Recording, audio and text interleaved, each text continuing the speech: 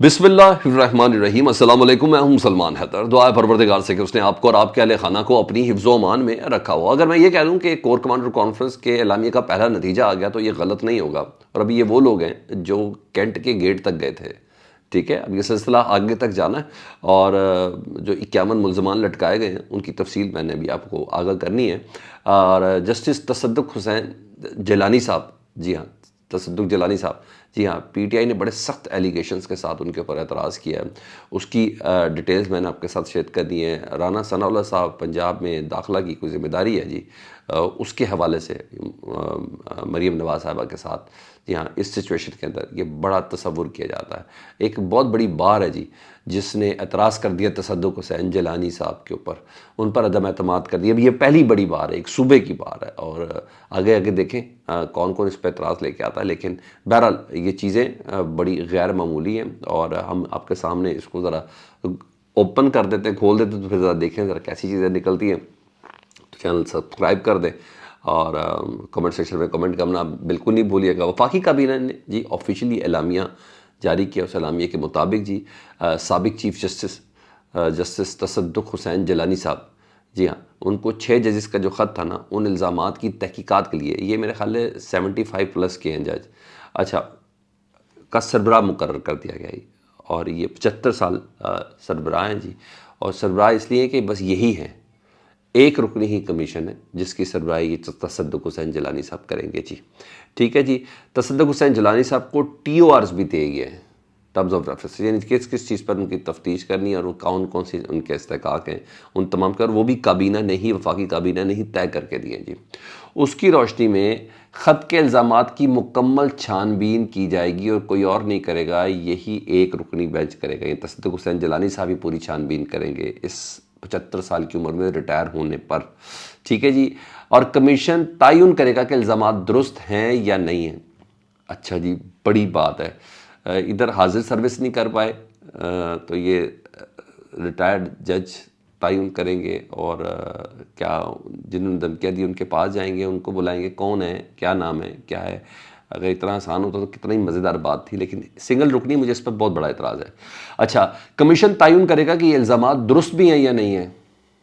वाह, जिन्होंने किसी का दामाद अगवा किया हो, जिनके घर के मास्टर बेडरूमों में कैमरे लगाए हों, ऑडियो वीडियो चेक लगाया हो और बच्चों को धमकियां बच्चों की दी गई हों, और इसके अलावा बेबहा चीज़ें, जितनी बार ख़त पढ़े मैंने कहा ना, 6 जजेस का हर बार नई चीज़ दिख जाती है। वो बताएंगे हाँ हम ही थे, हम ही ने किया था। बहरहाल मगर ये जो सिंगल रुकनी जज है, इनके पास ये ताकत होगी कि वो बाकायदा तौर पर तयन करेंगे कि ये इल्ज़ामात दुरुस्त हैं या नहीं है। कमीशन ही तयन करेगा कि कोई अहलकार मुदाखलत में मुलव्वस तो नहीं है। अच्छा जी, बस फिर मुस्कुराहट से भी कुछ ले ले। कमीशन अपनी तहकीक में सामने आने वाले हक़ाइक़ की बुनियाद पर किसी एजेंसी, महकमा या हुकूमती इदारे के ख़िलाफ़ कार्रवाई भी तजवीज़ करेगा। ओके, अच्छा, ज़ाती तौर पर मैं जज साहब तसद्दुक़ हुसैन जिलानी साहब से मुतल्लिक मैं इनको बहुत अच्छा तसव्वुर करता हूँ। मैं इन साहब की, जो भी आगे चल के मैंने आपको बताना है, इन साहब की जो मामलात हैं ना, वो बड़े अपराइट रहे हुए हैं। लेकिन ये मामला कुछ हर एक के कद काट का भी हो तो उससे बहुत ज़्यादा बड़ा है, ठीक है जी। तो बहरहाल ये बराह रास्त मुदाखलत में मुलव्वस था या नहीं था, ये भी यही तय करेंगे और महकमा हुकूमती इदारे के ख़िलाफ़ कार्रवाई भी यही तजवीज़ करेंगे। अच्छा जी, कार्रवाई करेगा कौन? अच्छा ठीक है, किसी को नहीं पता। कमीशन को ये भी इख्तियार होगा कि वो इंक्वायरी के दौरान ज़रूरी समझे तो किसी और मामले की भी जांच कर सकता है। अब किसी और मामले से मुराद मैं आपको बता दूं, ये जजेस के खिलाफ भी उल्टा कट्टा खुल सकता है। ये जो 6 जजेस हैं, किसी और मामले के खिलाफ, उनके खिलाफ भी महाज खुल सकता है।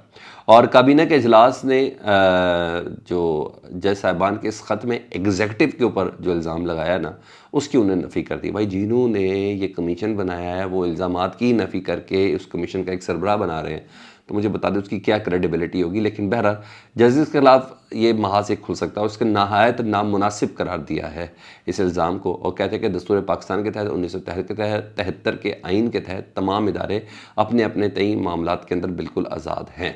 अब आनू ज़रा तसद्दुक़ हुसैन जिलानी साहब के ऊपर उनकी थोड़ी ज़रा बात कर लेते हैं।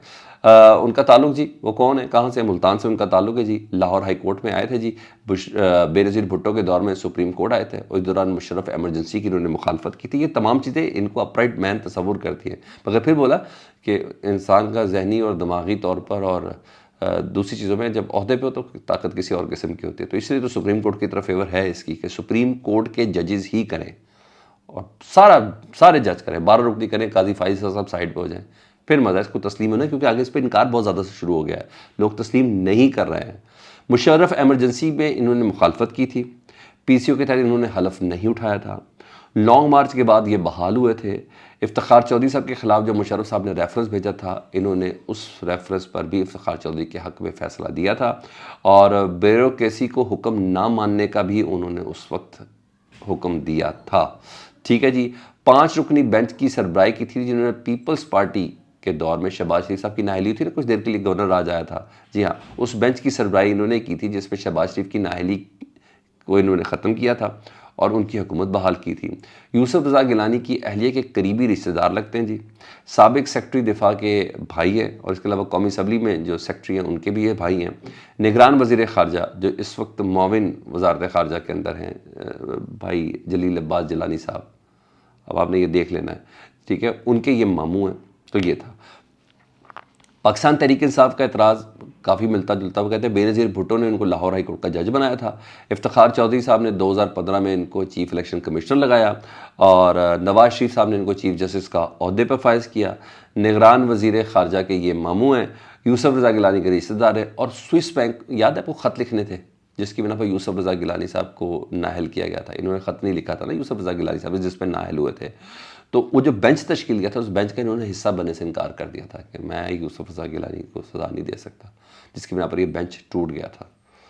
تو کافی ایفیلیشنز ان کی پاکستان تحریک انصاف نکال کے لائی ہے جی، اور فیملی کے زیادہ تر اراکین جو ہیں وہ عمران خان صاحب کے خلاف تصور کیے جاتے ہیں، اور شہباز شریف صاحب یا نواز شریف صاحب یا مسلم لیگ نون کے حق میں ٹویٹ کرتے ہوئے نظر آتے ہیں۔ یہ پاکستان تحریک انصاف کے اعتراضات ہیں۔ اب جو مین اعتراض جو سٹیک ہولڈرز ہیں، ظاہر پاکستان تحریک انصاف تو ہے ہی ہے، کیونکہ ان تمام اس ججز کے خط کے متن کے بینیفیشری موجودہ حکومت ہوئی ہے، تمام فیصلے جو ہیں پاکستان تحریک انصاف کے خلاف ہوئے ہیں، اور جو ججز نے بتایا کہ کہاں کہاں الزامات لگائے گئے، کہاں کہاں ہمارے پر دباؤ تھا، تو بلوچستان بار، جی ہاں، انہوں نے ریٹائرڈ جج کی سربراہی میں کمیشن کو مسترد کر دیا، یعنی بڑے صوبہ ایک صوبے کی بار کی طرف سے یہ آیا، انہوں نے مسترد کر دیا، وہ کہتے ہیں صرف سپریم کورٹ کا فل کورٹ بینچ ہی اس کی تفتیش کرے، از خود نوٹس کے تحت اس کی سماعت کرے۔ دیکھیں ابھی یہ بلوچستان بار سے شروع ہوا ہے، باقی بار اس کمیشن، اس کی تشکیل اور اس کے ایک رکنی سربراہ، یعنی ایک ہی رکنی کمیشن تصدیق حسین جیلانی پر وہ کیا کمنٹ کرتے ہیں، تو وہ ابھی مجھے انتظار رہے گا۔ اب آ جاؤں میں ذرا کور کمانڈر کانفرنس کے، میں نے بتایا کہ نتائج آنا شروع ہیں 9 مئی کے واقعات پر، اور یہ پہلا فیصلہ بھی سنا دیا گیا ہے، کیونکہ سر ملٹری کورٹس پر سپریم کورٹ نے بھی بہت حد تک اپنا کنسنٹ دے دیا، گوڈ دے دیا کہ ملٹری کورٹس پر سزائیں جن کو دی ہیں ان کے کیا سزائیں ہیں، یعنی تھوڑی اجازت ان کو سپریم کورٹ نے دے ہی دی ہے کنڈیشنلی، مگر ابھی تھوڑا پورا بھی ہو جائے گا، کیونکہ میں نے آپ کو بتایا کہ لاسٹ منتھ کی کور کمانڈر کانفرنس کے اندر یہ بات کلیئر تھی، اور میں نے آپ کو یہ بھی کہا تھا کہ اب یہ معاملہ رکنے والا نہیں ہے۔ ادھر سول کورٹس میں جی 9 مئی کی سزائیں سنائی ہیں، پہلی بار 9 مئی کے لوگوں کو سزائیں سنائی گئی ہیں۔ گجرانوالہ کی ATC کی عدالت جی، نتاشا صاحبہ اس کی جج ہیں جی، انہوں نے 51 ملزمان کو 5 سال قید کی سزا سنائی ہے، جس میں سابق MP کلیم اللہ بھی شامل ہے۔ یہ سلسلہ اب چلے گا سر، مجھے تو لگتا ہے اب تک کی ان چیزوں کی وجہ سے شنید ہے کہ یہ سلسلہ ابھی آگے چلے گا، اور میں پھر بتا رہا ہوں یہ تو وہ لوگ ہیں جو کینٹ کے دروازے تک گئے تھے۔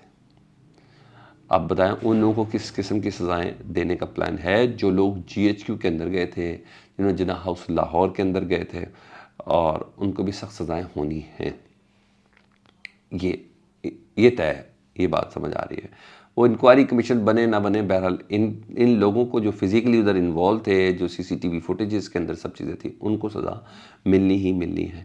رانا ثناء اللہ صاحب کو جی بالآخر پنجاب میں ذمہ داری دینے کا فیصلہ ہو گیا جی، اب مرکز میں اب آپ یہ دیکھ لیں محسن نقوی صاحب ہوں گے، اور صوبے میں رانا ثناء اللہ صاحب ہوں گے، اور پھر یہ اقدامات 9 مئی کے واقعات، اور پھر یہ تمام چیزوں کو دیکھتے ہوئے آپ اندازہ لگا لیں کیا ہونے جا رہا ہے۔ تو رانا ثناء اللہ صاحب پنجاب میں ایکٹیو ہونے جا رہے ہیں۔ سر یہ چل رہا ہے اس ٹائم، فیڈ بیک سے متعلق ضرور آگاہ کریں، اپنا بہت خیال رکھیں، اللہم صلی علی محمد و آل محمد۔